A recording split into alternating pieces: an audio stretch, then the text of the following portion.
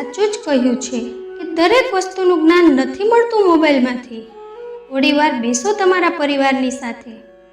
એક વખતની વાત છે, એક પ્રાઇમરી સ્કૂલમાં એક શિક્ષકે બધા વિદ્યાર્થીની એક અચાનક પરીક્ષા લીધી.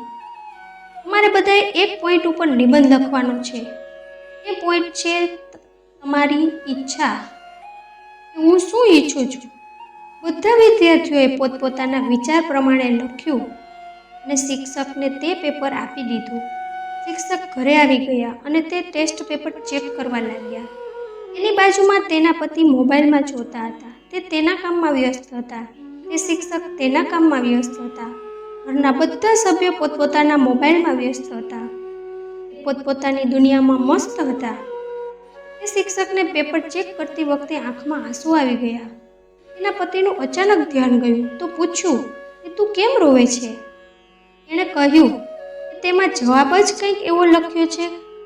તેના પતિએ પૂછ્યું કે એવું તે શું લખ્યું છે તે પેપરમાં? એમાં શું પોઈન્ટ હતો જેનાથી તને આટલું દુઃખ થાય છે? ટોપિક તો કાંઈ ખાસ નહોતો, પણ એક બાળકે એવું લખ્યું છે કે તેને વાંચીને મને રડવું આવ્યું. તેના પતિએ ફરીથી પૂછ્યું કે મને બતાવ શું લખ્યું છે. એમાં બાળકે લખ્યું હતું કે મોબાઈલ ચાલ્યો જાય, મારા ઘરથી ઘણો દૂર ચાલ્યો જાય. મારા ઘરમાં મારા દાદા મોબાઈલ ચલાવે છે, મારા દાદી મોબાઈલ ચલાવે છે. હું જ્યારે સ્કૂલેથી આવું ત્યારે વિચારું છું કે ઘરે જઈને દાદા સાથે વાતો કરીશ, તેની સાથે રમીશ. કાકા કાકી બધા મોબાઈલ જ ચલાવે છે. પપ્પા પણ પોતાનું કામ કરીને મોબાઈલ જ ચલાવે છે. મમ્મી પણ સ્કૂલેથી આવી પોતાનું કામ કરીને મોબાઈલ જ ચલાવે છે. મારી સાથે કોઈ વાત જ નથી કરતા. અને નીચે બાળકે લખ્યું કે જો તમને જાદુ આવડતું હોય તો મને શીખવી દો, જેથી મોબાઈલ દૂર ન જઈ શકે તો કંઈ વાંધો નહીં, હું મોબાઈલ બની શકું. એ મારા દાદા પાસે રહે, મારી દાદી પાસે રહે, કાકા કાકી પાસે રહે. સ્કૂલેથી આવું ત્યારે પપ્પા જે મોબાઈલ ઉપાડે છે એ મોબાઈલ બનવા ઈચ્છું છું. આમ હું મોબાઈલ બનવા ઈચ્છું છું, તે મારી ઈચ્છા છે. આવું બોલતી વખતે તે શિક્ષક વધારે જોરથી રોવા લાગ્યા. તેના પતિએ કહ્યું કે કેવું બાળક છે બિચારું, તેના ઘરવાળા જરા પણ ધ્યાન આપતા નથી તેના ઉપર. તેણે પૂછ્યું કે શું નામ છે તે બાળકનું. શિક્ષકે કહ્યું કે તે આપણા ગોલુએ લખ્યું છે. આપણું બાળક ચિંટુ મારા જ ક્લાસમાં મારો વિદ્યાર્થી છે.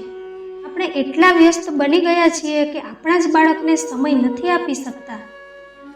આ મોબાઈલના કારણે.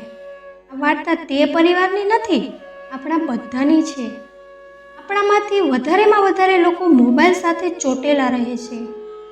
આ મોબાઈલ એટલા માટે આવ્યો હતો કે આપણે બધા સાથે જોડાયેલા રહીએ, પણ તેની સાથે જોડાવાથી આપણા જ પરિવારથી દૂર થઈ રહ્યા છીએ.